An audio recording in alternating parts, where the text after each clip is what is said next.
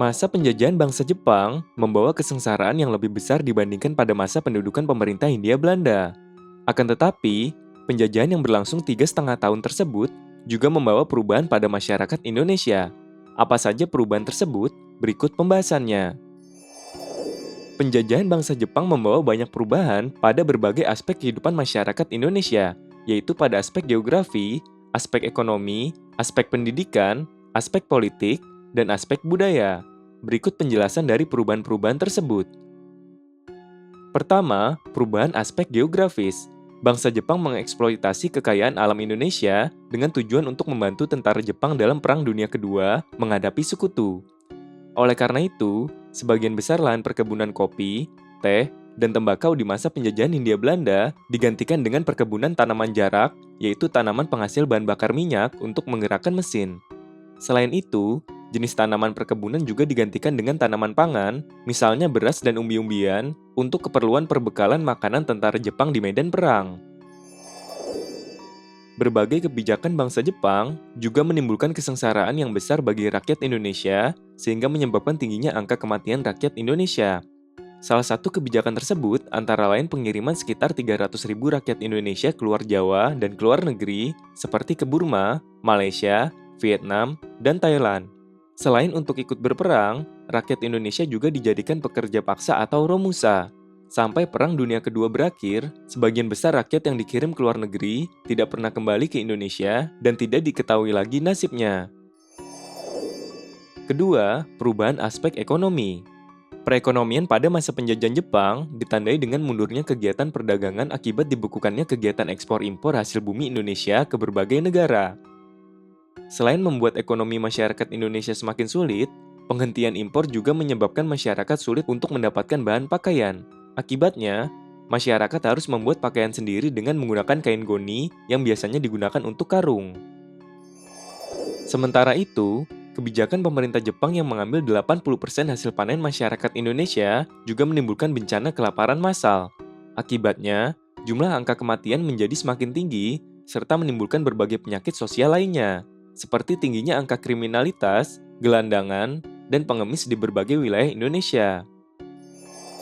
Ketiga, perubahan aspek pendidikan. Pendidikan pada masa penjajahan bangsa Jepang tidak mengenal diskriminasi. Akan tetapi, pemerintah Jepang tidak menerapkan pendidikan yang bertujuan untuk mencerdaskan bangsa Indonesia, sebab lebih diarahkan untuk menanamkan jiwa militerisme dan kesetiaan rakyat Indonesia terhadap pemerintah Jepang dalam menghadapi Perang Dunia Kedua. Oleh karena itu, banyak rakyat Indonesia yang masih buta huruf akibat sekolah-sekolah ditutup oleh pemerintah Jepang. Sarana pendidikan sekolah dasar yang awalnya sebanyak 21.500 gedung berkurang menjadi 13.500 gedung. Begitu juga dengan sekolah lanjutan yang awalnya sebanyak 850 gedung berkurang menjadi hanya 20 gedung saja. Pemerintah Jepang membagi pendidikan sekolah dalam 3 tingkatan. Tingkatan yang paling rendah adalah sekolah rakyat atau Kokumin-gakko yang ditempuh selama 6 tahun, sekolah lanjutan setingkat SMP atau Soto-hugakko, dan sekolah lanjutan setingkat SMA atau Chugakko yang masing-masing ditempuh selama 3 tahun. Selain itu, pemerintah militer Jepang juga mendirikan sekolah pertukangan atau Kogyo-gakko, sekolah teknik menengah atau Kogyo Sermon Gakko, sekolah guru atau Soto Shihan Gakko, dan sekolah pertanian menengah atau Nogyo Gakko. Kegiatan perguruan tinggi tidak berjalan dengan lancar. Hal ini dikarenakan hanya sekolah setingkat perguruan tinggi yang didirikan oleh pemerintah Jepang saja yang diizinkan untuk beroperasi. Misalnya, sekolah tingkat tinggi kedokteran atau Ika Dalgakko, sekolah tinggi pamong praja atau Kenkoku Gakuin, dan sekolah tinggi teknik atau Kogyo Dai Gakko.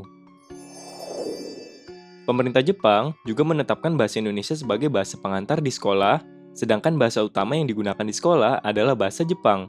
Tradisi budaya Jepang juga diajarkan sejak sekolah tingkat rendah, seperti pengenalan semangat Jepang atau Nippon Seishin, menyanyikan lagu-lagu Jepang termasuk lagu Kimigayo yang merupakan lagu kebangsaan Jepang, menghormati bendera Hinomaru, yaitu bendera kebangsaan Jepang, berlatih senam pagi atau Taiso, serta menghormati matahari atau Seikere.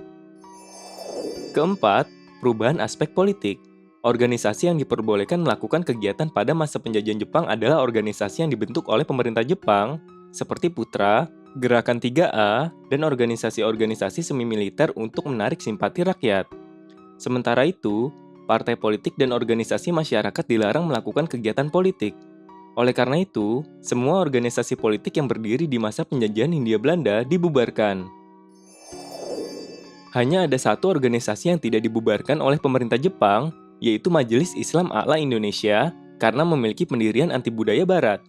Akan tetapi, organisasi tersebut tetap dilarang untuk melakukan kegiatan politik. Pemerintah Jepang juga memata-matai organisasi pergerakan nasional, sehingga organisasi-organisasi tersebut harus melakukan kegiatannya melalui gerakan bawah tanah. Agar dapat meraih simpati rakyat Indonesia, pemerintah Jepang melakukan pendekatan ke beberapa tokoh nasionalis. Akan tetapi, strategi ini mendapat tanggapan yang berbeda.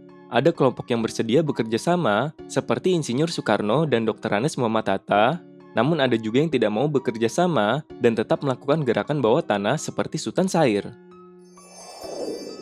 Ketika Jepang menyerah kepada sekutu, terjadi revolusi politik yang menghasilkan kemerdekaan. Pada tanggal 17 Agustus 1945, proklamasi kemerdekaan Indonesia dibacakan oleh Insinyur Soekarno yang didampingi Dr. Andes Muhammad Hatta. Peristiwa ini merupakan momen penting bagi bangsa Indonesia karena membawa perubahan baru di berbagai bidang kehidupan masyarakat Indonesia. Kelima, perubahan aspek budaya. Pemerintah Jepang berusaha menanamkan rasa benci terhadap budaya barat kepada masyarakat Indonesia. Oleh karena itu, pemerintah Jepang mengganti nama-nama kota yang bernuansa Belanda. Misalnya, Batavia diganti menjadi Jakarta, dan Buitenzorg diganti menjadi Bogor. Selain itu, pemerintah Jepang juga menanamkan budaya Jepang secara paksa kepada masyarakat Indonesia. Contohnya, dengan mengenalkan ajaran Shintoisme, menyanyikan lagu Kimigayo, melakukan upacara Seikere, serta melakukan senam Taisho. Pada tanggal 20 Oktober 1943, Komisi Penyempurnaan Bahasa Indonesia berhasil didirikan atas desakan beberapa tokoh Indonesia. Komisi ini bertugas untuk menentukan berbagai istilah modern, menyusun tata bahasa umum, serta menentukan kata-kata yang umum dalam bahasa Indonesia.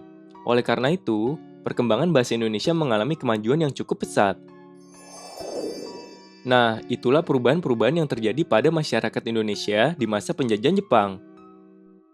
Perubahan tersebut ada yang memberikan dampak negatif, yaitu kebijakan-kebijakan pemerintah Jepang yang menyebabkan kesengsaraan rakyat Indonesia. Akan tetapi, ada juga yang berdampak positif, yaitu berkembang pesatnya bahasa Indonesia sebagai bahasa persatuan bangsa Indonesia.